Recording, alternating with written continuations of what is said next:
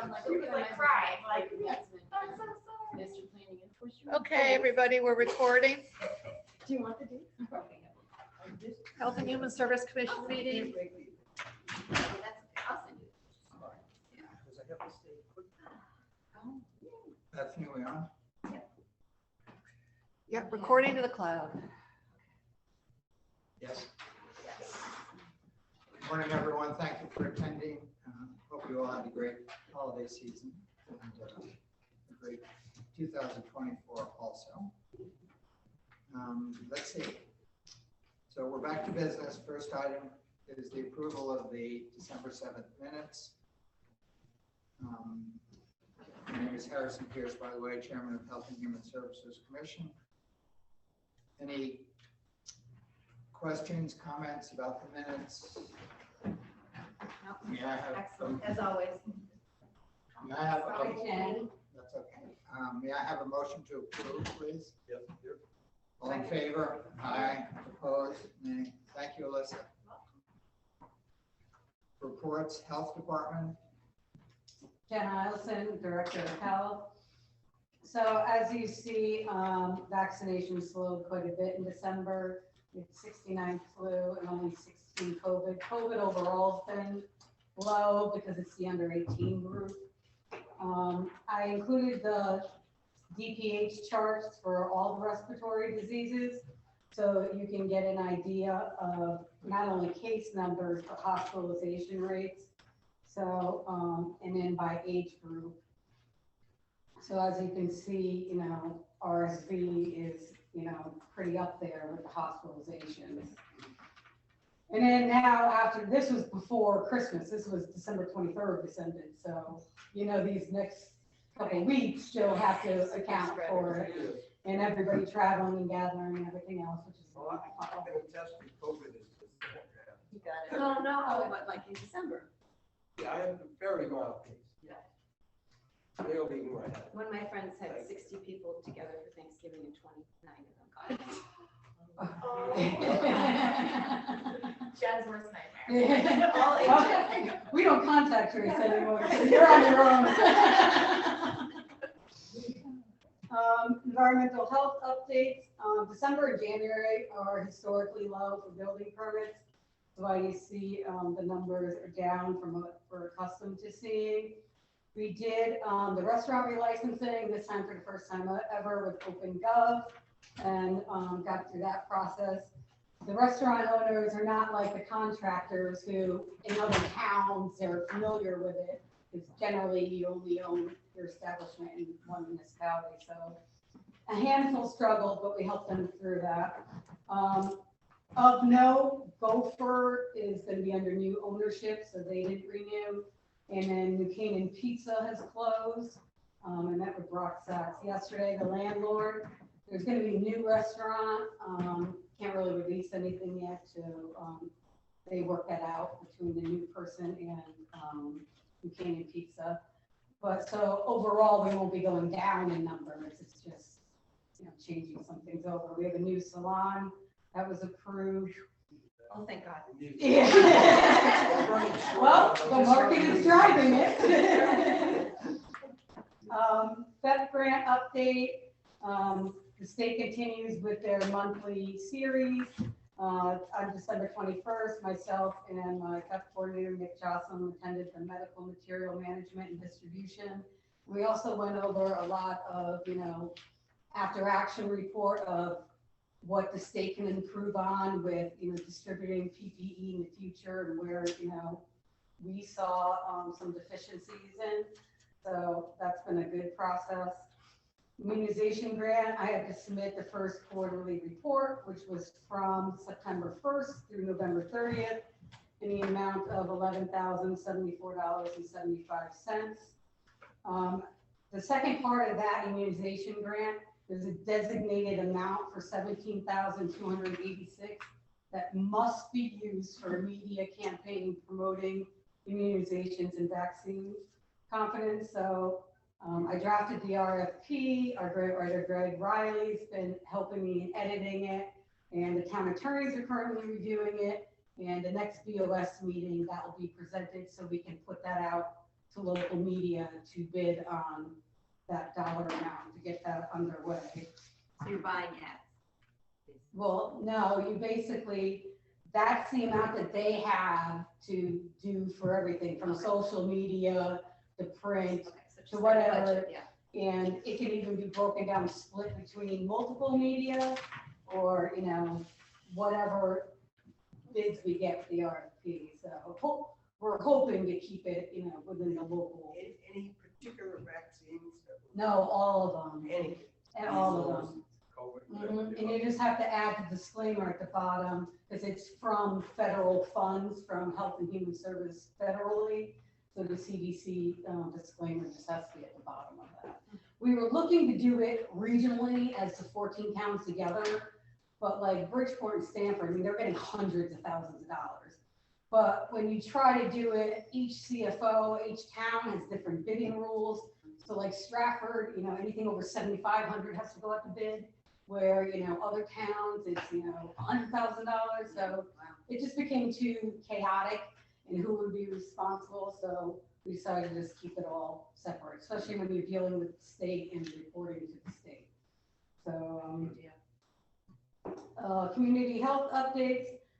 I submitted the renewals and they've been approved for the Vaccines for Children program and the Vaccines for Adults program, CTWIS, who provides the vaccines to us. Of note too, we also are going to be having a new grad student intern that starts today. Last year I had 3 high school and 2 college interns. So it's good we're still getting this demand for interns. We welcome it. Two QPR trainings are scheduled for this month. One on January 11th and one on January 25th at the library. We're working on February dates and nailing that down. The diabetes blood sugar screenings are continuing at Lapham, and we're also adding in the schoolhouse appointments on January 17th. And then we're also working on the February dates. We're doing a health talk at Lapham on January 12th, Shannon and Ellen, with staying put for hydration, how staying hydrated, it helps your body. Staying Put is sponsoring the luncheon, paying for all the meals. So we appreciate their sponsorship and their support. I think it's going to be great collaborative, and, you know, especially with their customer base and, you know, the demographics. Because we had done this talk in our weekly series that we were doing all fall, and it was the most well-attended event amongst the seniors. So now bringing in Staying Put to expand it more and do lunch, and we're also, you know, expand it. That was draw. They always like food. Yes, that's what Abby said. I'm like, I don't have a budget for food, so we have to go out and find people to sponsor us. Always a good job. They put good at finding inexpensive. Yeah, let's good go to food for Costco things and like that. sandwiches. Yeah, well, Not they don't pay me enough to pay out of my own pocket. They don't pay. The charts from the EPI surveillance program, as you see with the suicidal ideation, the 34 and below group, you know, you have 10 again.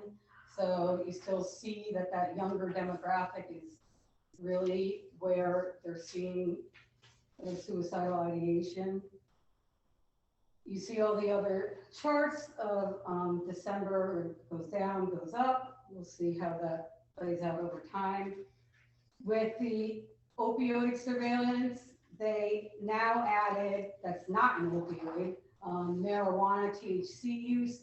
As you've seen in the media in the past year, a lot with younger kids getting a hold of edibles and ending up in the hospital. So they've now added that as a data point.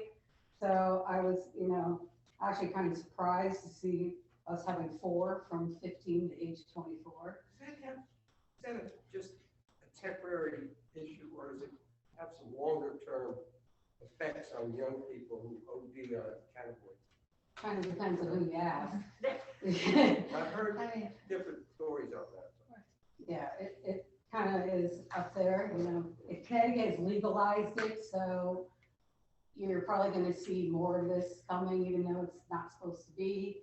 kids can get a hold of it by, parents, siblings, whoever, so, it's an interesting data point that they added, so I'll continue to add that in to see if it increases or decreases. 30 years ago, I worked on a marijuana cigarette brand. With a large tobacco purveyor. What always stuck in my mind, there was background data that was heavy medical research that showed that marijuana eats your mind if you're a teenager. It will destroy your brain cells permanently or whatnot. I've never seen that show up again, but I keep thinking now that it's legal. Well, probably ethically, they can't really do a clinical trial on children with your growing body, so they probably don't really have that data. My cousin is a cannabis researcher at Harvard, and she said that she's very pro-cannabis, and she said that you should not ingest cannabis or alcohol until your brain is fully developed, which is really like 30. So. Oh, is it 30? 30? Oh, wow. We're like, your brain's developed. I know. We're done. Wow. Now you tell us. I'm so sorry. It's very bad news. Your friend is pro-cannabis, even though she just, Well, not for people developing brains, but as a medicine. as a, pain control. Yeah. But at some point, somebody's gonna have to step up, I think, because it's out of control at this stage of being food. Guess who starts earliest on? It's really awful. Needless to say, we did not offer a national cigarette brand. Where'd that go? Maybe different. We have them all stored in his house. So that's it. Can I ask one quick question? Yes, you Sorry, can. Thank you. The opioid surveillance, there was a 5 to 9-year-old? Usually that can be from anything from even from the parents of an accidental. So say they were prescribed a pain medicine and then they maybe were given a little too much. Is usually what that is, not Not intentional. no. Yeah. I know somebody who had to have Narcan because she was recovering from surgery and maybe took too much oxycodone or something, so older person. Yeah, like babies Yeah. traditionally will get it from the nursing, from the mother who's on opioid.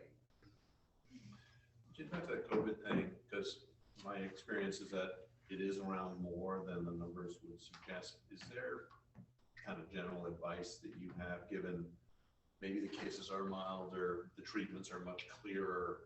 What is the general advice? You had the microphone to go into everybody's house in New Canaan. What would you be telling them? Right now, they're just treating it like any other respiratory disease. To have common sense, if you have symptoms, get tested. If you have it, you can get Paxlovid. Don't be around people, and be 24 hours fever free. But we're not doing the whole quarantining, masking, all that jazz. It's like in the schools. It's treated like any other respiratory disease now, especially since, because it's been now over 4 years, it's replicated so much. It's not, you're not getting the deaths at the rate that you were in the But beginning. you are getting long COVID at a higher rate, and that's, I think, bigger, scary.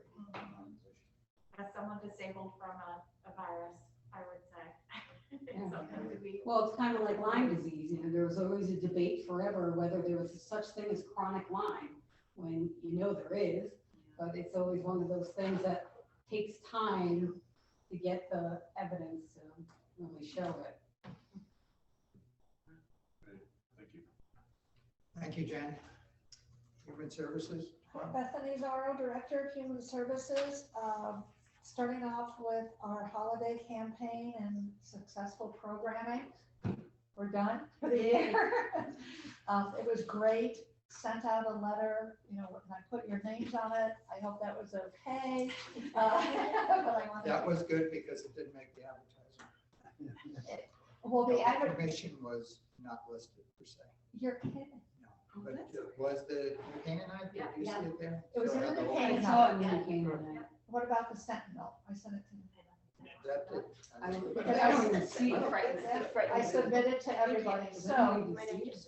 I had a question, New Canaan Cares, who Colleen is coming to speak today. She called to see, she was curious if New Canaan Cares, she would be interested in having the public service announcements that we had in the paper, the little blocks, since they run the coalition.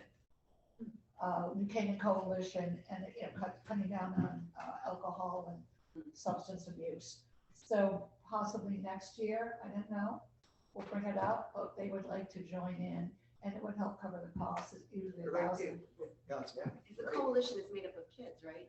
I mean, New Canaan Cares, it's made up of a group. New Canaan Coalition used to be under Human Services, but Right. then New Canaan Cares took it over for their grant purchasing.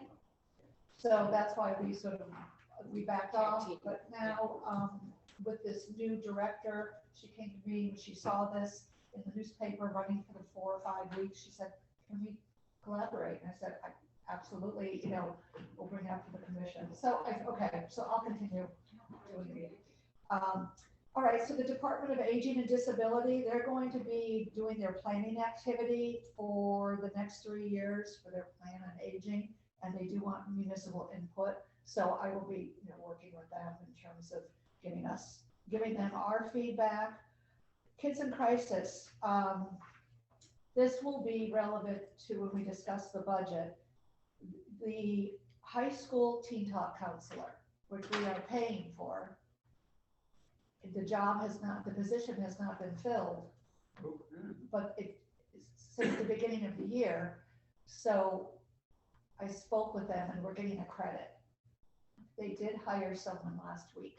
So starting this term, the teen talk counselor will be in the high school. And so what we have is the first half of the school year. And when we get to the budget, I had an idea, and I'm working with finance at Kids in Crisis to see if we can get a credit for next year and to reduce the amount of.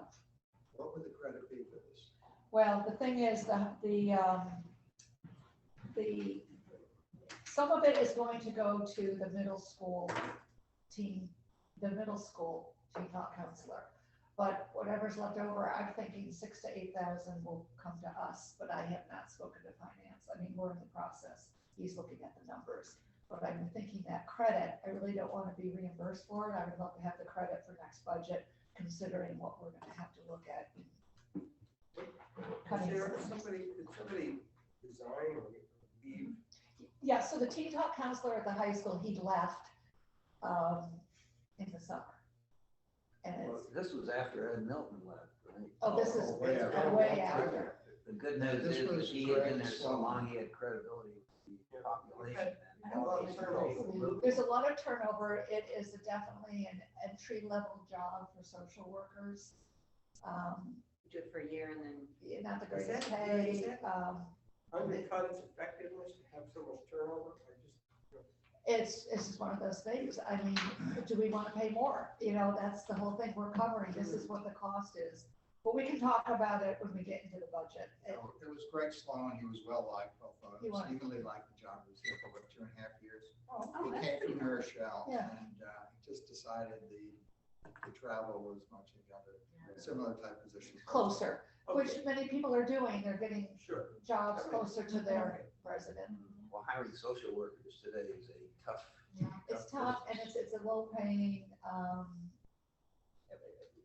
you know, historically, typically. Okay, so we got the New Canaan Emergency Response Plan received, and Human Services is responsible for Family Assistance Center and sheltering. The Emergency Operations Center is responsible for doing all of it, but should the time come, we will interface with them, working on these 2 sites.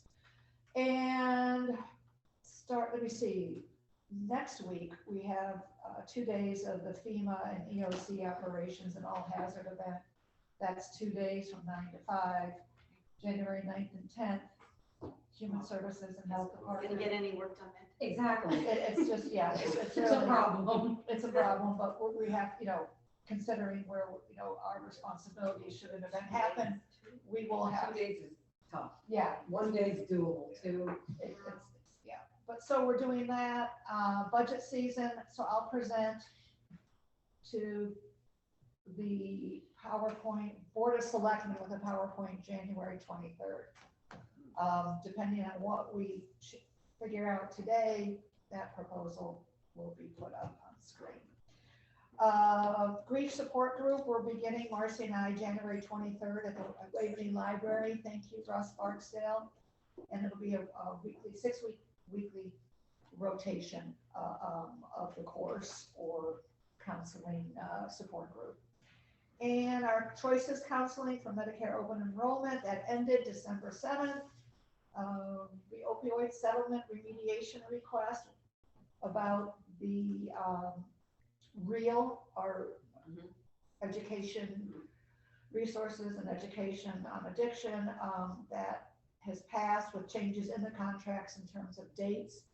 So that will be launched this month and it'll be on the Human Services website. I'll keep you all posted and we'll see what the ticks are. We'll get the quantity. I mean, we'll get the data, the metrics to see if this is something that the town is interested in, the residents, if they're interested in having it available to them. So it's a 1-year contract. We're using the opioid settlement money. This is not coming out of the town. And the cost will be $6,000 for the first year. We'll see what happens. They'll connect with you, you give them the code. Yeah, but there's also, they're making up cards and sending it to us. There are behavioral health response cards that the first responders get, and should they come to a call, EMS, police, and fire, it's this little card they give for resources. So now we're putting this little insert in, and it's about, you can get the code right there, go on it, and you can start. So there's going to be a number of ways. We're going to pass this out to first responders. They're not giving us a lot of the little cards. This was a new idea that I suggested, and so they're going to try it out with us. We're being a little bit of a guinea pig, and I have to be careful of that because I don't, we'll see where this is at. We're going to be taking a look at it monthly, and we'll see where the interest lies with the residents. But we will do an outreach on media and websites. Okay, we had only one eviction this month. Updated our post-action crisis team contact list. We had a few changes, and that's in the event of really someone completes a suicide. It could be for other things too, but that's basically why we use it. And the December meetings are just things that I worked with, I was Silver Hill, Board of Selectmen, the New Canaan Behavioral Health Alliance. We're working on the web page. That's going well. Get About Board. Everything is just intact in the meetings and referrals. Continued blood pressure clinics at Lapham and Schoolhouse Apartments. That's all intact. And then you can see Marcy and Jackie's caseloads. They've increased again. And just giving you some of the actions that they're doing for requests for client assistance and help. The other thing is you can see the food pantry attendance. We gave the totals for the year, and it's quite a change. From January, we had 118 individuals a month receiving food. In December, we have 265. I did, Alicia had asked if there was any type of data with longevity, and I started after COVID. COVID was crazy in terms of the people getting food. So I wanted to get a clean slate in terms of consistency in the environment. So I started out after COVID. So you can see with the clients served in 2022 versus 2023, the food pantry shoppers this year totaled 863 shoppers. Last year was 660. And the New Canaan Urgent Assessment, they have not gotten their data in for the month, but I did ask if I could just get the number of cases, and they said there were 11 cases in December for the New Canaan Urgent Assessment. And that's my report. How much money can I make and still participate in the food bank? That Okay, fixed so number? it's not about, it's about situation. Some people out of a job, just divorced, and they're learning how to budget their money, and they need to make ends meet. But if you qualify for any state or federal program, you do qualify for the food pantry. We do the assessment, so it depends on the household size. And if it's a one-person household, I mean, definitely if you make less than 24,000 a year, that's 2,000 a month on a fixed income. You know, you qualify. If you're living in a schoolhouse, if you're a family of 4 and you make less than 80,000 a year, there are state guidelines that we follow, but we also, there's situations that short-term, husband lost a job. Are the state's guidelines the same as the federal? They No. used to be. No, federal It's a lot guidelines are more much expensive lower. to live here than Montana. Yeah, we have federal guidelines, New Canaan, we do, well, Connecticut as a whole, our guidelines are different than federal, just based on the income, especially this area. And affordable housing and things like that, it's all based on the mean income, I Do we mean, have mean people, rentals. do we have people come in wanting to participate in food pantry who get turned down because they don't qualify Yes. financially? Yes, because we look at to see that, you know, they're not making ends meet, but we see that they have a child in private school. They have a child in private school, they have an unbelievable school system. Maybe they're on scholarship in that private school, but they're still paying $1,000 a month. And we have a great school system. So it's the choices that they're making. Some have come in and they're saving for their child's college education. And so they're trying to get the food pantries. We can't help people save. We can't, this is the taxpayers' money. This is donations. So you really have to be in a situation where you cannot make ends meet and you're trying to. But based on just, I don't want to go into my savings account. Well, a lot of people don't, but you have to get down. I mean, if you have, I'm just saying this, if there's less than 10,000 in your savings account, of course, we're going to help you to get back on track again. But if you've got, 150,000 in your savings account, you really don't qualify. We help them budgeting. We provide resources where they can learn how to budget. So there's all these different reasons that we would help someone, short-term and long-term. Last quick question. Did we have any homeless cases this year? No, the homeless cases, we haven't. After the train station was functioning again, I know they were doing work and there was no train service. It made the train station very quiet, and a couple of homeless people did come because of the quietness, and it was still open. But we found, we got them help, but these were people that just sort of, they go around, they wander and they go from station to station. Darien has the same thing. And so right now we don't have any homeless that we know of. Are there any themes that you're starting to see things on the increase, subtle stuff like your instinct? So what we're seeing, there is a trend that we're seeing, once someone gets into the affordable housing at Hayden Parish, Millport, they immediately, the word is out, come to Human Services, which is good. I mean, they can benefit, but they also have to qualify. And so there are people are learning the system. It's a new generation of being able to have access to federal, state programs and housing, and being able to have access to other things. So we really have to critically look at these financial statements. Some people are just staying under that line so that they do qualify. Gaming the system, not gaming the system, but managing it. Managing it, and listen, we have an unbelievable community. I was careful. Yeah, right.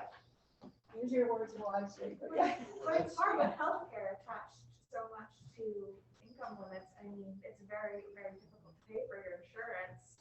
I mean, there's a lot of disabled people who physically are not capable of having Exactly. savings, and they want to work.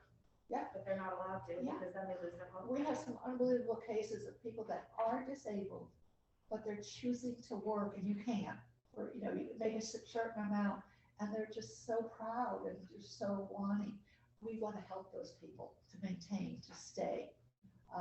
What also happened was Canaan Parish is now going around and their leases, all their lease agreements, they're getting them updated, and people owe money. They've been paying a smaller amount, and their leases are being reassessed based on their income. And so they're saying that they owe this amount. Some of it, In back rent? some of it in back rent. And did they know that when they moved in, that there was a possibility? When they move back in, yes. And so we are also working with Canaan Parish about that, because part of it is the management company. Part of it is the client knew, but just kept paying the lower rate. Went into denial. Yeah, and so we're trying to work out, looking at the situation. That's why there have been some evictions, things like that, but it's very, you know, Sounds horrible. we have to balance out everything and look at everything. But so what we're seeing is the Canaan Parish, the dust settling, it's the increase in the number of people coming in to New Canaan that qualify. What do they qualify for? And the food pantry, we're spending so much more money on the food pantry, but the donations are absolutely incredible. I told you last month we received a 10,000 anonymous donor. We received another one. Wow. So that alone, that's great. You know, so, but we have the money and we're being able to handle the increase in people, thanks to the community. So Canaan Parish affordable housing coming into New Canaan, increasing the number of units has definitely, Human Services has definitely seen the effect in terms of our business. This is probably a naive question, which I should know the answer to, but I'm wondering whether at Canaan Parish, there's any priority to New Canaan? No, No. that would be discriminating. No, once they move in there, they're in New Canaan. Right, everybody has a right. Now, we do not help people saying they want to move to New Canaan. Can we help them get housing? We don't help, we give them the information of where they go. Yeah. But Maybe- this, I think, we should probably go to this with the numbers. Yeah. Yeah. It's really important, but I will say that if that's really happening, there's a budgetary implication that there's just more needs and more folks using, and that is something that you probably would want to talk about on the 23rd, this point, to say, hey, volume is going up, and it's all good and fair, but I it's agree. happening. And will continue to increase as more building is. Absolutely. Whether it is, Department of Housing, whether it's private or public, the people are coming in and they have a right to apply for these services. And if they qualify for affordable income, we have to look and see what else. And very often it's food stamps, medical care, like Husky, things like that. Yeah. But Human Services, we give resources and we can help bridge a gap, but we can't solve a problem and sustain someone on a monthly basis. That the taxpayers cannot do.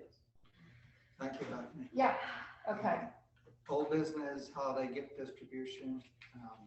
This year, the gifts were impressive. They were creative, they were personal, they were whatever, and appreciated. One question is, and I mentioned this to Bethany, years back, we used to notify these people that we would be coming to their homes. So we don't do that anymore. So the surprise element is a positive if it's a joyful surprise, and if it's one where it's alarming. I then know. That is not the case. So we got kind of a mixed bag this time. And the other practical element is to see who's home and who's away. So Jim and I went to the Lowe's meeting, and no one was there. I went back, that was the morning, went back later that afternoon, no one was there. Marcy called this poor individual, had surgery, was in a rehab unit, et cetera, so. So Did you go I to the think- rehab center with? no, it's up in New Haven, wasn't invited, and it's in a position. But her son picked up the package. Oh, nice. Interesting. The other So what do you think of that? Let them know beforehand, or just, Like you said, yes and no, and maybe we should just take each case individually good point. and not do an overall. Yeah, if they have a caretaker there too, it's okay Yeah. for the surprise element. Not alone. Maybe we'll consider the individual and see what's best for them. How's that? Yeah, Thank you. that makes sense. Yeah. I'm not sure That's what great. the confidentiality is, but it wouldn't have been helpful if we had known on some of the backgrounds, and particularly this one woman I'm thinking about, who was a candidate for the middle school. That would have been helpful to know before. Yeah, she was alarmed at the. Yeah. Yeah, okay. And there was somebody that we could instantly help by putting her. Right, and I did relay that to Bethany. Yeah, she, And Marcy, and that she needs a grief. She is being, yeah, and she's coming to the, Bereavement. Bereavement. That's great. we're good. That's great. Thank you, yeah. HHS commissioners' terms, first selectman, Yana Carlson has been busy, understandably, has not contacted everyone on the commission, so appointments will be deferred until February. New business, the grant adjustment. So after our last meeting with Family Centers, Joe Winter, I said to Bethany, I said, I wish we had more money that we could give them. And Yana Carlson had called Bethany to say that wasn't the case. And she called me and said, in fact, not more money, but less. So what she said was that we've been increasing our grant money 22% per year. And that was coming to a halt. And she actually wanted to cut back on the grant money. She asked that we remove $50,000 from our money last year. So it was a 300,000 that we were dealing with. We're back to 250. Bethany and I played around with this a little bit, and you can see what we came up with somewhat. One thing that's not touchable is the money to the urgent assessment. So that's 50K that's written in stone. I looked at this myself, so that would bring it down to 300, that's 250. If we take, remove 50,000 from that, it's 20%. If we go 20% down the line, excluding the New Canaan Urgent Assessment, we can do it. I don't know what we do with kids in crisis with the teen talk counselor with that, if we can move on that or not. And the money that Bethany is going to be getting back, $8,000 could help that somewhat. But we have to cut back.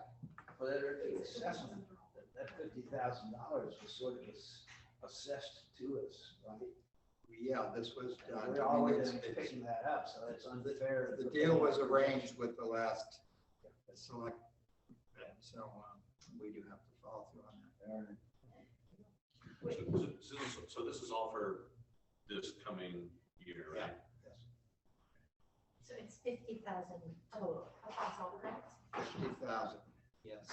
We did it, Bethany went through this in kind of piecemeal fashion and cut back. You see, if you look at, it's FY 25, but it's got to go in 20.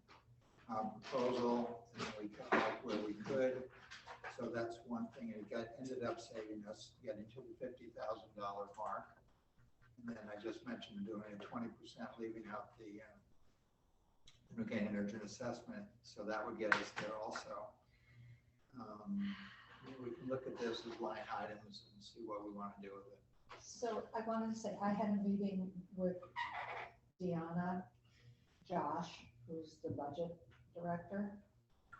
And when she said this, I said, I told her the mission statement of Human Services and the past few years that we've spent collaborating and the altruistic commission that we do have.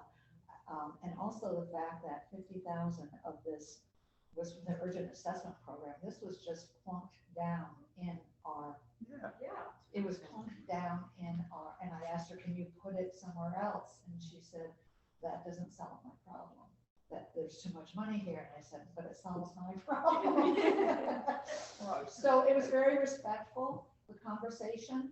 And I said, this would be very alarming to do after the years of what we've built up. And she cut, you can see the public health services, that's for evictions. She cut that to 7,500. Looking at the fiscal year 23, we spent 6,000. The reason we went up to 10 was because, so after the last eviction we had, I think we will be over. We'll spend, so, The selectmen's philosophy is that this should be supported individually. yeah, Like Like privately. privately, she said New Canaan Community Foundation As opposed should to be the doing town. this. Things like that, and I said, but we're all. We're doing it for the agencies themselves. Yeah, I mean, but I said, once again, the administrative costs that we learned about, what it covers, and where the money can go when we give it, it can go to other pieces of the puzzle. But what about the kids in crisis, just the Board of Ed taking that? That would solve the Yeah. problem. Well, And it's servicing the Board of Ed. They always have money at the end of the year to give back to the Yeah. town. so right now, what happened Good with the kids in crisis, we're paying 96,000 for the high school kids in crisis. And we are splitting with the middle school, the Board of Ed, with the middle school. It still comes from the same pot. But, But it does. They have make $100 difference million which line budget, it you comes don't. out of. Yeah. right. There's a drastic difference Yeah. in Well, budget. they have a huge town support Yeah. line, We that kind of energy remember- budget, well, whereas so that was we the aren't thing. always as. She said, well, we this can't kind of cut, costs. we can't cut kids in crisis because remember, she did remember when Ed Mellick, they were gonna cut it and there was a huge Yeah. parent. But it's not cutting it, it's transferring to I was a gonna different say, board. right. Exactly. So, my thing is, I said I had to take this to the commission. And I told her I wasn't done yet. Like, I just, I can't in all good conscience being human services cut. Do you So think? I there's Well, a- we do have to let them know tomorrow or later. Right, so today. she said, she wanted to know the next week. And I said, I can't, I had to bring this into the commission. I can't. Does it feel like there's room for like further educating on how this money is used? This is not Yeah. just like, Yeah. oh, nice to have to hand out to people. You know, this is kind of a whole So, yeah, ecosystem that exists. I or had is that one that chance door to closed? explain. Anthony, So reading I've this- explained to her that these are resources for one, for all of the clients. And there is a relationship and they're spending money to take care of this, that, and the other thing. But I think the mindset is to go back, she thinks this should be private. One question about the contributions that Health and Human Services get elsewhere privately, et cetera.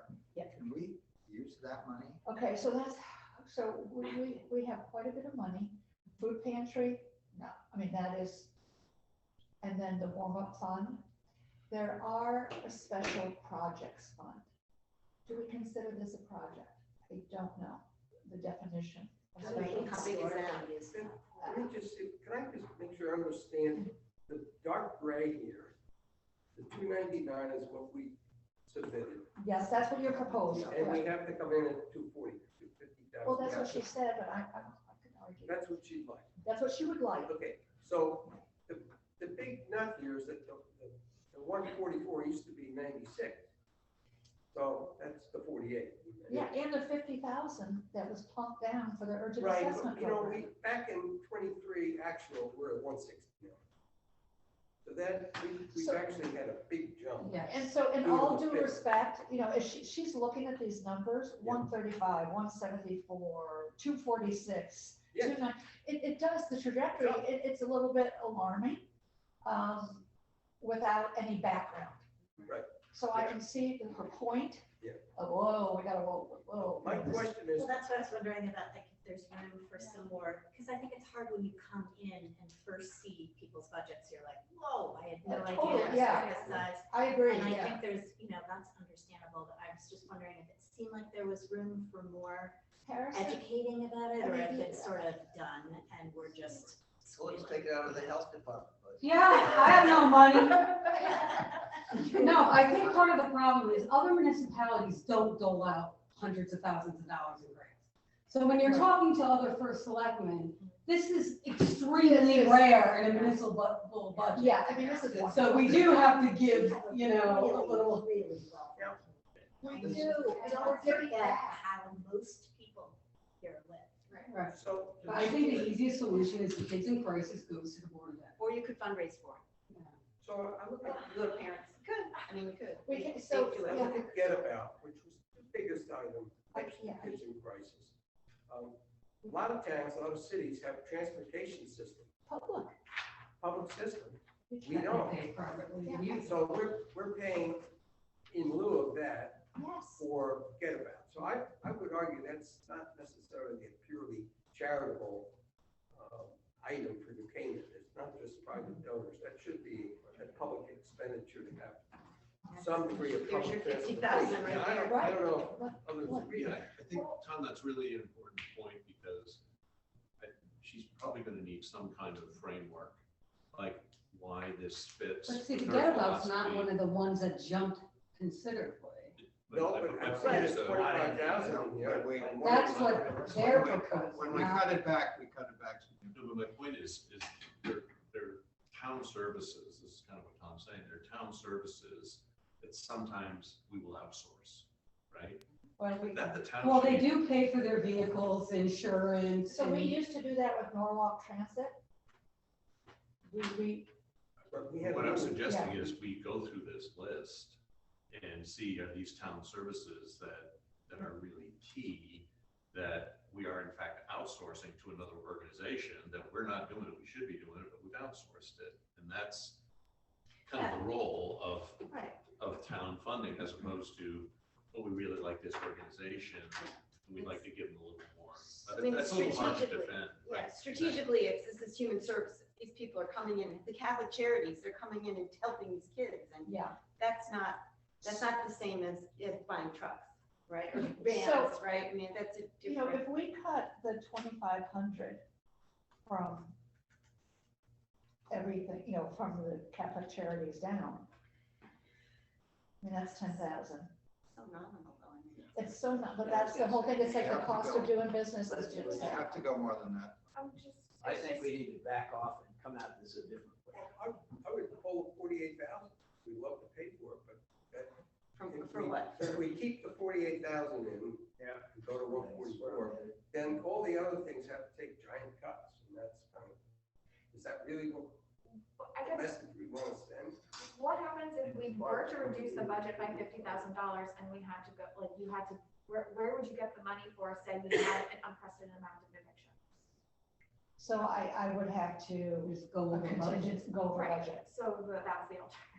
Yeah, so in terms of human Emergencies services. happened, that happened during COVID. So I would have to. I wasn't, none of that was budgeted, it Right, just yeah. happened. And we learned from COVID. And it's not gonna be that Well, much I mean, over. you can never budget for emergency, like, they Right. don't budget for snowplow, You know, for but you can example. set yourself up. to Right, be, we you know more this, stable so our position question for is, an we know the emergency. trends, right? Like, Bethany, we know what's that our- everything is getting. Our donation stockpile. Well, we're giving guidelines, yeah. So we have Just private donation. 60,000 in the food pantry. And it's about 15,000 a month to run if COVID hit again or something. It's like, so we have, Yeah, 3 I or think 4 we months. can't use that money. We can't, Well, yeah. it's designated to that, It's right? designated. Yeah, you really. So we And can't- then we have about 20,000 to the warm-up fund. for him. Which I guess should And be getting less and less considering we don't have a winter anymore. Yeah, exactly. Maybe it was good we didn't address climate change. And then we have another 20 for special projects. And that, what it is human services discretion. When you use that, I mean. or Like do- historically, what have We try to, we historically, yeah, that would be someone for camp, needing a tutor. So there might be So some, it there's is some more funding there easy. probably.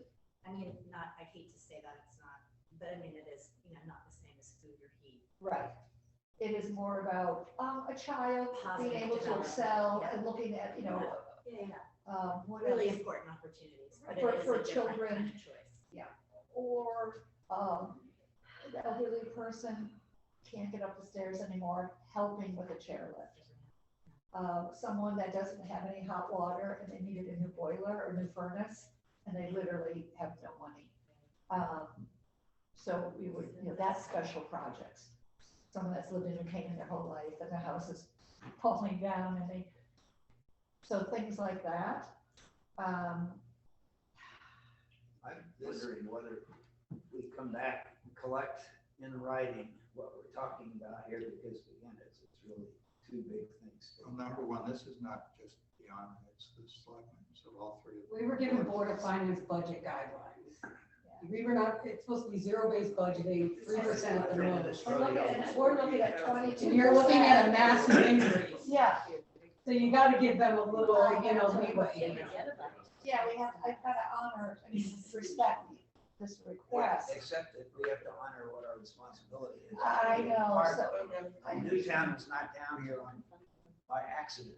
We Yeah. are one of the best places in the state that can take a very small amount of money and staff yeah, this is the reason why we are, yeah. in. So $2,500 here, $2,500 to buy a relationship that we can have. Now that, It's very high ROI business. I mean, I could go back to Brian, let's see, and Susan Bliss to possibly see if, right now they're paying, we're splitting a middle school counselor in talk. That's why the 96 went up to 144. If we could do that and have them pay for it in full, Yeah, I think. That's they would your do- interest. that's the butter right They there. would do that if they have the money. But when you look at all these services, so we look at. Because the why Get About- chop everybody in these little, I breaking know, eight yes, things? small amounts that are meaningful. The And Get that's About's not New for Canaan, them, Kids in right. Crisis is New Canaan Cares is New Canaan, Child Guidance Center is New Canaan and other towns. Domestic Violence, same, Meals on Wheels, New Canaan, Community Program Mental Wellness, all the communities. New Canaan Urgent Assessment, it's not strictly New Canaan, we're supporting it, it's open to all the towns. Catholic Charities is all communities, Elder House, same, Family Center, same. So we are contributing to a bunch of places that are not strictly New Canaan. But they do serve. But they are. No, They serve they- New Canaan. no, I'm aware of that, but if we're looking at what, And This didn't is the woman direct from control. Catholic Charities, was she the one who said this is the only town that gets some direct funding?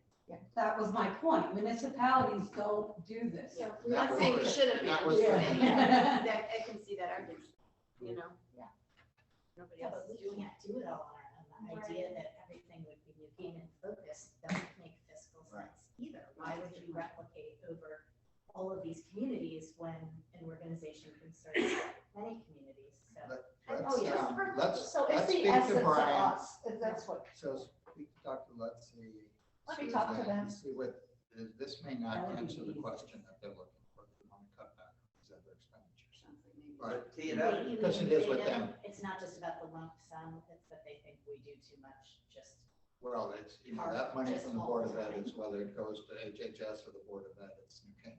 it's New Canaan, that's Oh, not I good, see, but I 'cause do it's just understand. shuffling the money, not Yeah. cutting the money, gotcha. But I do So that- understand this trajectory, yes, we've got, When you look at it, yeah, You look at it. objectively, yeah. it's objectively, you're looking at the bottom line, and that's what she's looking at, and I can understand. A lot of these But it's the needs have 15 for- increased and will dramatically. continue. And will continue, so this is where we're getting hit, is with more people coming in with more affordable housing available. They also, this totally, yeah, My understanding too was that the budget was finally coming to a place where you were getting things funded on a level that you needed to for a very long time. Yeah. And now we're saying we're going to give you less, but rely on you more. Well, that's every department though. I mean, with the mill rate and the taxes and everything else, they can't, this is not sustainable to have 10-15% increase across the board. Well, for nothing everyone. about the economy is sustainable right now. Right, so all the departments, this isn't just picking on human services or the health department. I'm not All the suggesting that it is. departments were told But this. to make the case, though, that behavioral health, post-pandemic, has ballooned, the needs are profound everywhere. Trust me, Norwalk Hospital, we talk about it all the time. And that's got to be introduced as part of the equation. And Jeff's point is also true, that you just have to take. But again, they're not trying to cut kids in crisis. Right. Right, it's reshuffling. But we It's do need to reshuffling. sometimes you need to sharpen your pencils, and that's what they're asking us, and that's a healthy Yeah. exercise, but you have to introduce. Absolutely. to the Not needs. for And it's every a year, change. not in 3 years. Right. Yeah, it's a changing of the guard too, we're Right. talking a different, Right. Administration. a different administration and one that was really understood as time went on, understood the value. And it's understandable, someone new coming in, yeah, so I think can it's see. key for For us to have to practical go through what purpose. Darien High School went through for this new administration to understand why things are important to invest in. It's like, Yeah, there's gotta you be, can also learn from the administration. so there's gotta be a happy, I'd suggest we also, as many of us as possible, be there on the 23rd. That'll be our last public opportunity, although you do not Can you negotiate come the to budget. so the board of select, I don't know, can we go, can you? You cannot comment at the You can't BOS comment, but meeting. you can attend. You can attend, Where's you it? can't Is it- interject during her Can budget. we make strong facial expressions? Yes. Can we go? Coordinate. Yeah. What about something outside? Everybody, we do have the speaker. Colleen is here. I didn't know, just. Let's, for practical reasons, number one, we will talk to Board of Ed, Dr. Lutz. Yeah, let's talk to them. Number one, and also, and see what, if that, we can move that number. If we can't, What I'll time? make a motion and we just cut everything When's the 20%. thing on the Those 23rd? things are incredible. That'll give her the 50,000. I know. Do we have to do 50? Can't we meet halfway, 25? I would vote I've against this. spoken with her all the time. She I was will 50 advocate was the whatever you line. guys Can I just ask a question about timing, because it sounds like they want to hear from you this afternoon. Like ideally, it would be great to really give it some thought and not just do 20% across because it may affect different grants differently. Different ways. It But affects it people doesn't sound like we differently, have but they- any time to do that. I They've just been don't, I dealing- don't want to put it in and then have her say this is great and then our efforts. This is budget season, and it's at an end now. Right. So they have their numbers. So let's, So there isn't this any is the time last to do. minute. Let's see what we can do. And, we can either just 20% across the board, or deal with each thing I just individually. say we're working on it. I mean, But what we can do, Harrison, maybe, is we can commit to the 50. Absolutely, you have our commitment to that. Let us work on where it How we comes do from it. a little Yeah, bit that more. 'cause feels that's I like where, that. more comfortable to me You know, than we'll just put our word, 20% we give them our across. word, Yeah. we hear you. It's just as a timing thing, like you wanted it last week, and we said we'll get it this afternoon. Yeah. So, So but let me we know. make the connects, and then we'll see, but if we can't do anything with AIC, We'll see what whatever, happens, then yeah. we'll, And I look at it, she's saying a flat budget and I go up 22%. I mean, I see the point. But that Board of Ed has some more. It looks bad, So, You're on the Get About board too. I mean, is there some wiggle room there? I don't know if their well, budget. they kicked her off because yeah. She's not giving them money anymore. Forget it, we don't need you. Yeah, I'm on it from a just town curious. perspective. That's not a official, personal, right? so. Yeah, I'm just curious if you see. Okay, we do have a guest Your budget. speaker. Okay. Yes. So, who came here? One of our own? At the end of the day, we're talking one truck tire for the public services. Utilities. We're not at my deal at all. All right, everybody. In the scope of Brian's budget, Can you put this here, because then.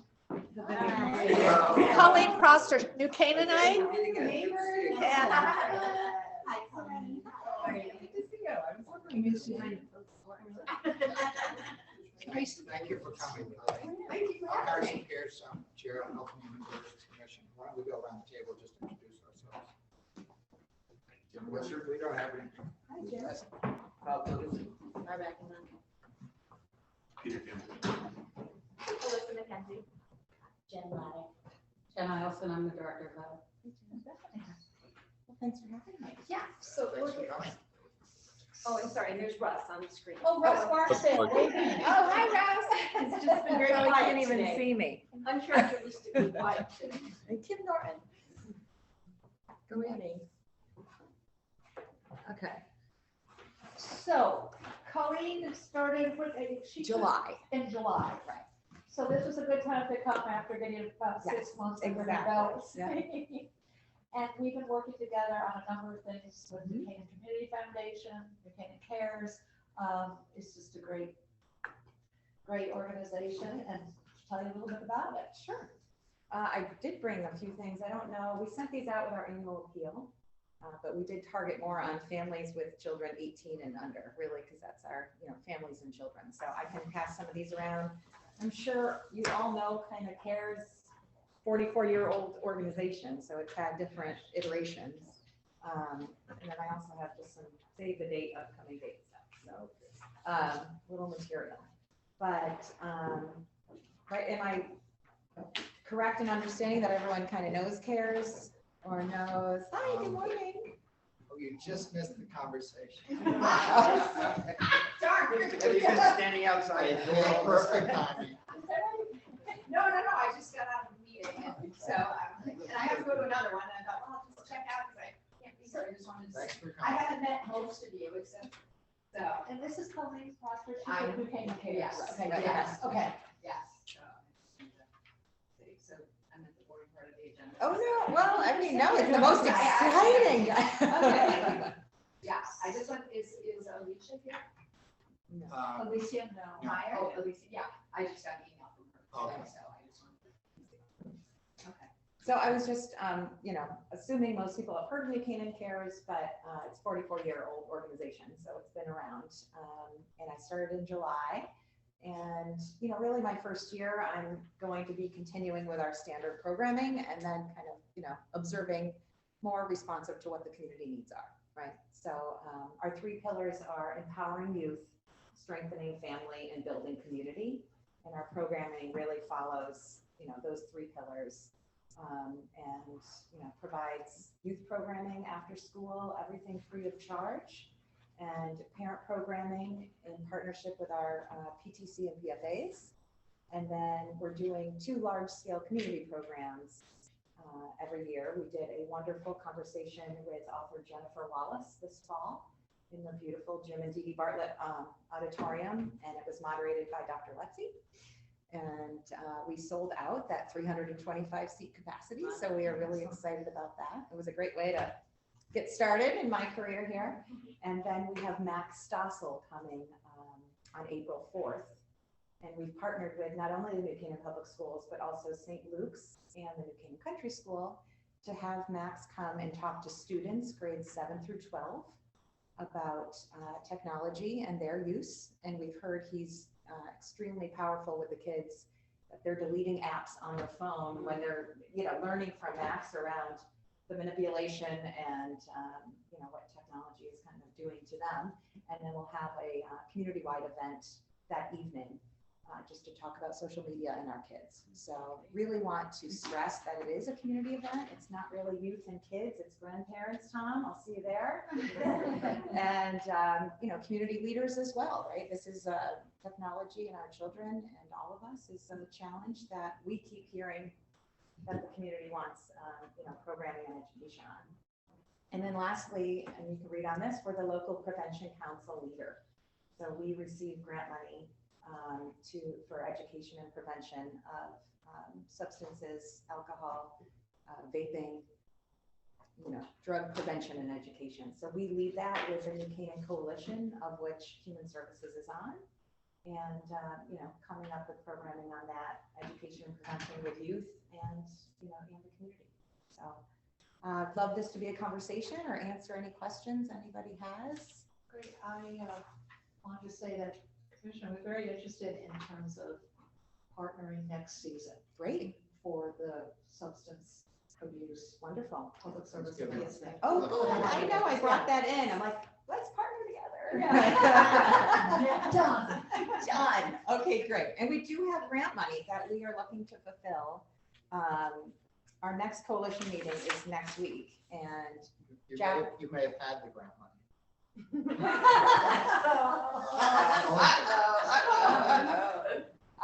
But we do have, coming up, we've heard about gaming and gambling. And that's a conversation that we're looking to do some education and programming on for the local prevention council. That's huge at the high school. And, high school, then college. Disturbing. It is. And I don't think parents are even aware of, the magnitude and the slippery slope that kids could get, sucked into and be in deep trouble quickly. The hardest part is finding someone to do that presentation because it's relatively a new kind of addiction, right? It's, there is the hub, which is our regional, Mental health, behavioral health. In positive directions. Margaret Watt is amazing. okay. She is. Peter and I work with Margaret Watt Okay. on the Norwalk Hospital Community Health Board. Okay, Margaret Watt. So that's coming down the pipe. We're just working on that for the spring. I'd love to do a screenagers under the influence, which will bring in the vaping, but other substances. Trying to get a date with the Playhouse in order to show that. I think it would be a great partnership with them to show that they're invested in, health, wellness, and education and prevention. So that moving target of what date they're going to be opening is so, end of April, beginning of May is what they say. We're partnering with Joyce Sixsmith at the high school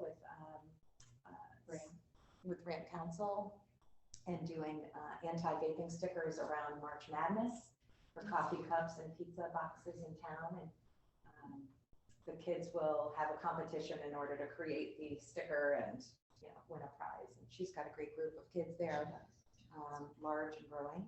And then we also have 34 leftover Narcan. We received as a town a large number of Narcans.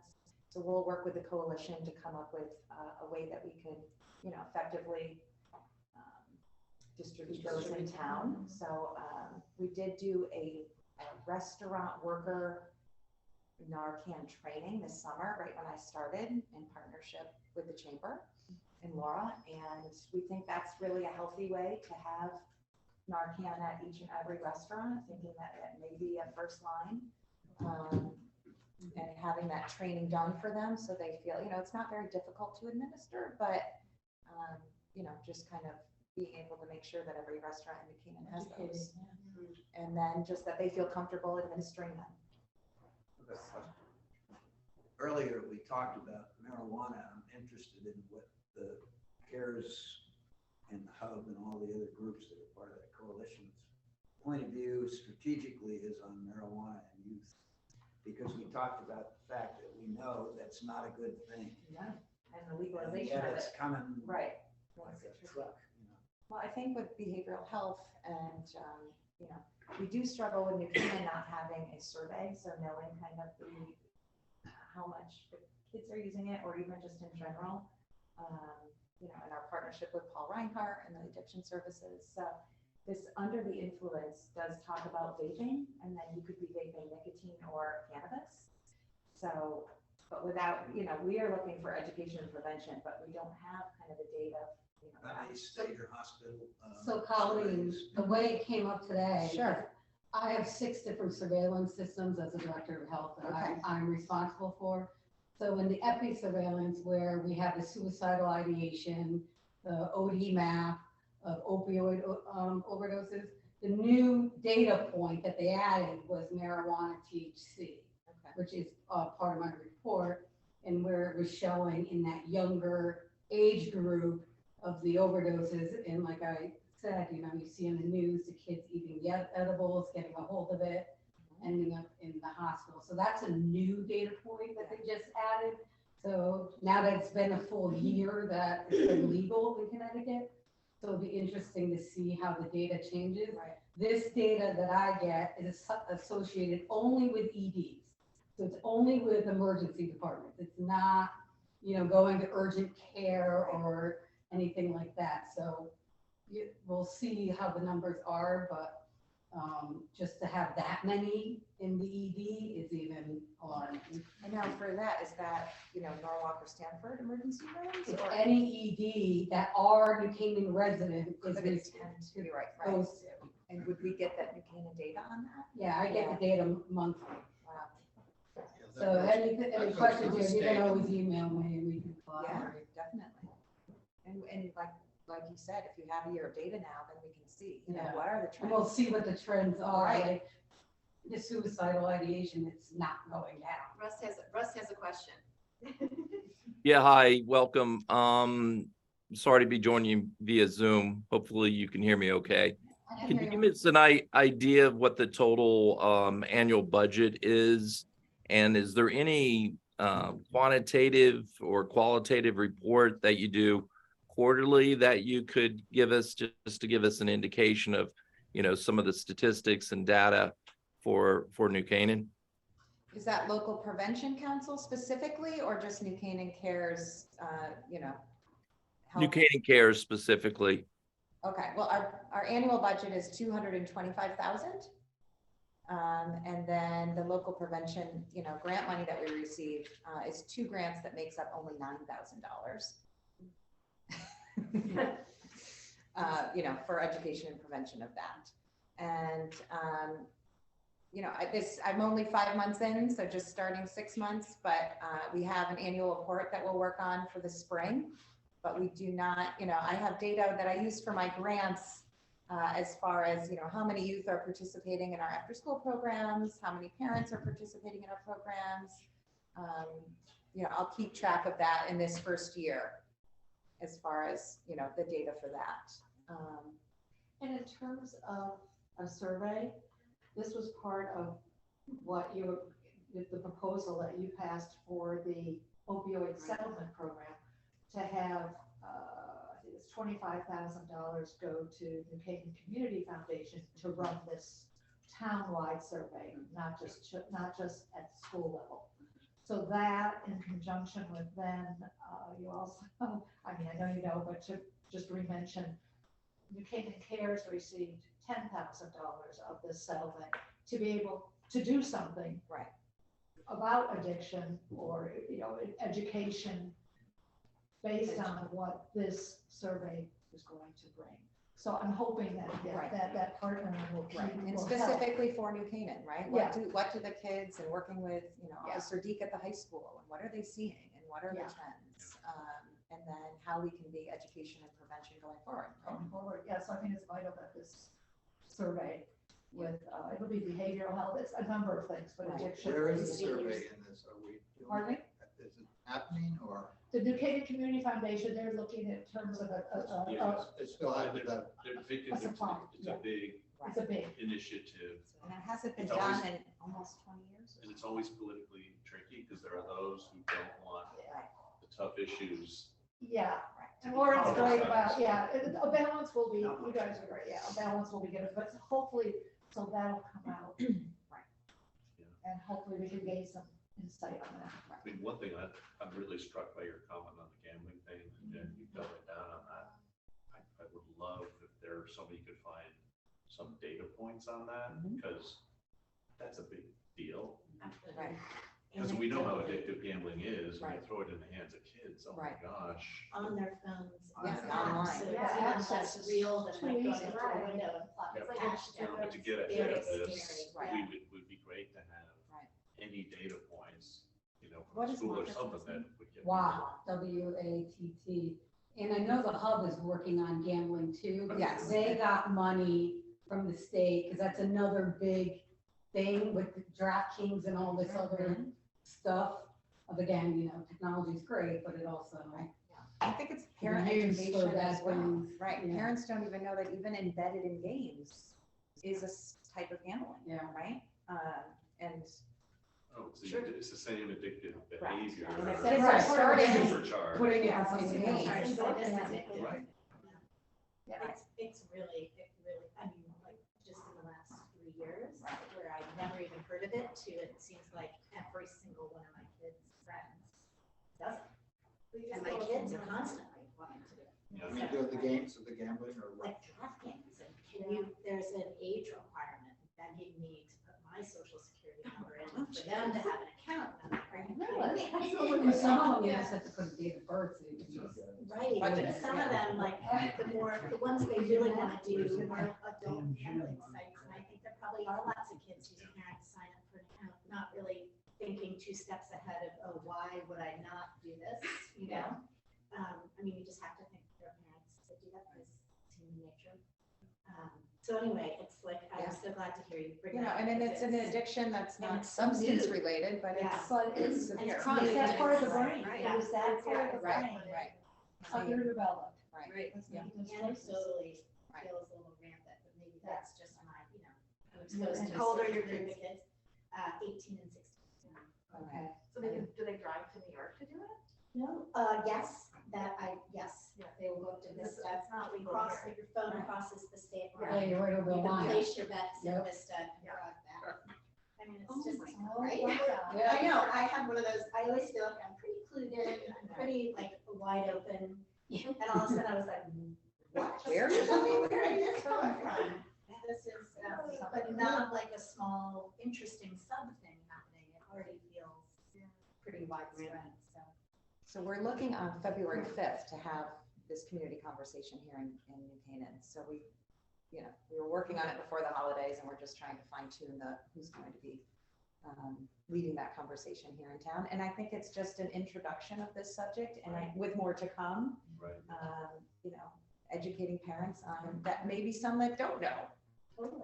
I mean, Or what to be aware of, or where the problem could occur going from gaming, which our younger kids are getting started with, and kids even younger got online earlier because of the pandemic to now, what to look out for if there is a problem and it's leading to gambling.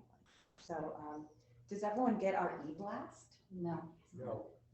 I would like to get it. Right, if you go on our website, just newcanaancares.org, And so, and subscribe, and it's on, the website's on here.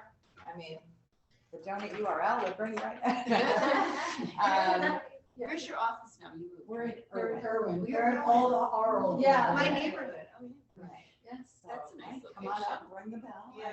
I know. Are you the only organization there, right? No, CERT's in there now. Search us So all the day. room we were using for vaccinations, Yeah. we had to take everything down. It's now being used for CERT. Right. So there at the end of the hall to the left, where 2 of our offices were, our cares, and then CERT is where we did the vaccination. Well, that's the best room I want. Yeah, the Very library. nice, Yeah. I can say At the I look library. at And, and the office on the left is the one that's the brightest. The other office at the end, where the conference room is now, Right, it's very dark. You're almost like below ground. right. I look at it like it's Brooklyn or Queens. So it's, I get more space and room and the rent is really nice and cheap versus Elm Street is Manhattan. Yeah, that's good, but Elm Street one was hard to park and, Right, it seems to me yeah. like for parents or kids like kind of wandering in, that might be a good. Yeah, I don't, it's all I know, because Yeah, I've only same. been there, so I think there's pros and cons to being a little bit closer to town, where people do maybe Yeah. stop in or pop in. that's No one's really stopping in or popping in, but I do get a lot of work done. Oh, As that's I'm nice. learning, I I would think like it's to hear that. relatively quiet and beautiful. Just an expression of gratitude for Canaan Cares. Oh, because yeah. You guys are such a key part of the Oh, thank you. fabric. Right. What makes everything go with the schools and Wonderful. all the issues, and even bringing up the gambling thing today. Right. You And guys we're- are like the leading edge on it, Thank and you. I'm just, make sure your staff knows how grateful we Oh, are. right, thank you. That's Yeah. My half employee, Maureen Wow. Ezel. So this is the whole time. You are the staff. I take that very It's quickly. her hat, it's a hamper. Thank Here's you. your board. You can let your board. Your board now. Ann Spilker.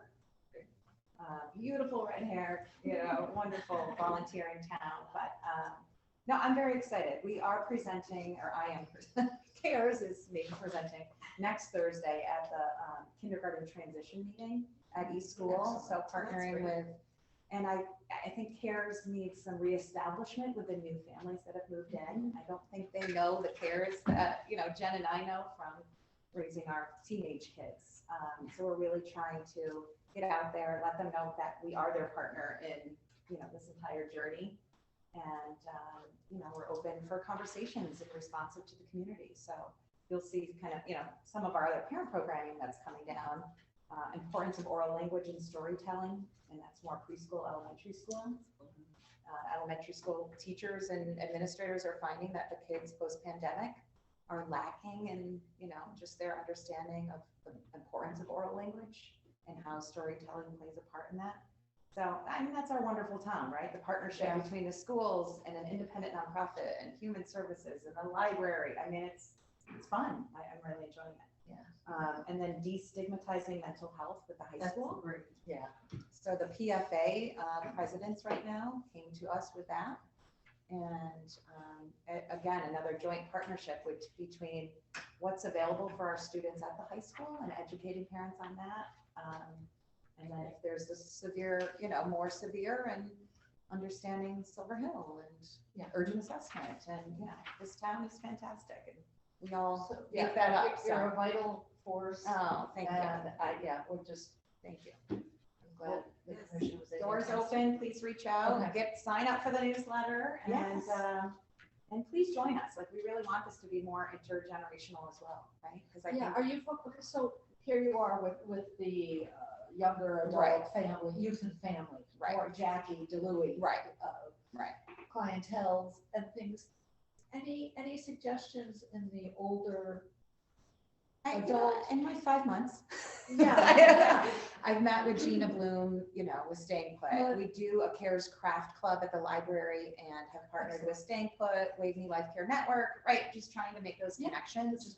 And I think some programming down the way. I've been getting more comfortable with, you know, kind of our youth and parent programs and the community program, but just getting to know all the new players and everything. Marcy, our senior outreach. Yes. worker. Yeah, I just met Marcy before the holidays. Yeah, Stopped in to say hello to you. Yeah, but- okay, Yeah. that's good. So definitely we can. Right. Aggie at Lapham. Yeah. We do a lot at Lapham for Aggie. And they're really upping their programming. Yeah, You know, and it all comes back, you know, it is. It's social isolation and loneliness, and we're all connected from, you know, the whole spectrum of ages. So. Your April 4th, is that for the 7th to 12th grade or? So Max will present during the day to students, and then at 7 p.m. in the Saks Auditorium for parents and community members. But I think 7th to 12th grade. So during the day, he's going to do Saks Middle School on the 4th. 07. And the high school on that Thursday, and then he'll be at the country school and at St. Luke's on Friday. Yeah, we're really excited. Oh, yes, 7 to 12, right. And I'm sure there will be feedback that other kids wanted to hear his message, but you know, that's kind of the main target, and we've heard very positive feedback. He's young, he's approachable. I think, you know, students sometimes will tune parents and teachers and administrators out, but hopefully they'll listen a little bit. And you're financing that by yourselves? So we did, so this is a St. Luke's really, plus country school. the country school in St. Luke's is chipping in for this one. And the PTCs and PFAs are very generous with their donations to CARES. And so we're going to fund the other side of that. And our partnership with the town, we get. And also Jackie has a grant. Right. That she gets every year, 25 to 30,000, and a lot of it. Right. And it goes towards New Canaan Cares because it's right in terms of the uses, Right. how the money could be spent for youth and family. So it's, Jackie works with. Human Services contributed for the Jennifer Wallace event in the fall, which is really fantastic for our whole community. And of course, New Canaan Connection, Jennifer Wallace is a New York Times bestselling author, but her sister lives in New Canaan and is on the New Canaan Cares board. So we got her. We got her very early on, and the book came out in August, end of August. And she was here on October 5th. And I said to Dr. Lexi, don't worry. The last person that was the moderator was Katie Couric. It was fantastic. It was really wonderful. We're just very lucky, so- very proud to be part of it. Oh, well, I'm proud to be in this role. So, you know, Jen since St. Mark's back in the day. Back to the St. Mark's preschool. That's I see. Right? Everybody's gotta be like, I know you. I have known you. I know. So, Thank well, you thank you for having me. Thank Nice you to for, meet you all. thank you for all that you do. Thank you, and stay in touch. Yeah, it's impressive. Yeah. Yeah. Now we'll know where to come to hide out. That's it. We do have a bathroom. I'm not sure if I'm supposed to let you guys use it. But We didn't. Colleen, just look at the numbers here. So the 225K, your budget comes Yes. from the town. oh, no, that No. comes from, we just did our annual appeal. We have the 31st annual home tour that's on May 31st, which is on your, a lot of fundraising, grants. And, you know, that's what we just pull from a lot of different, And you end up we're scrappy. neutral or in the black. Or whatever. You know, this is my first year. The budget's 225. I'm a very fiscally responsible person, so I'm hoping to, you know, hit that target number, so. Thank you. Hopefully that was part of the reason why I got the job. That's what they want, fiscal responsibility. But we do, You got I know, we did, we just ran our annual appeal this fall and we slightly exceeded expectations. Oh, So it's a good way to start. I know, because you know, there's a lot of great organizations in town and it really is such a unique kind of new payment organization. It's very special. So thank you all. Happy New Thank you. Year. See you soon. Bye. We need a motion. Just motion to- Adjourn. Yes. Okay, motion to adjourn. All in favor? Aye. Anything you want to add there? We didn't get to really hear from you, Russ. We gotta stop the. Okay, thanks for being here. Hi, Jen. Hi, Russ.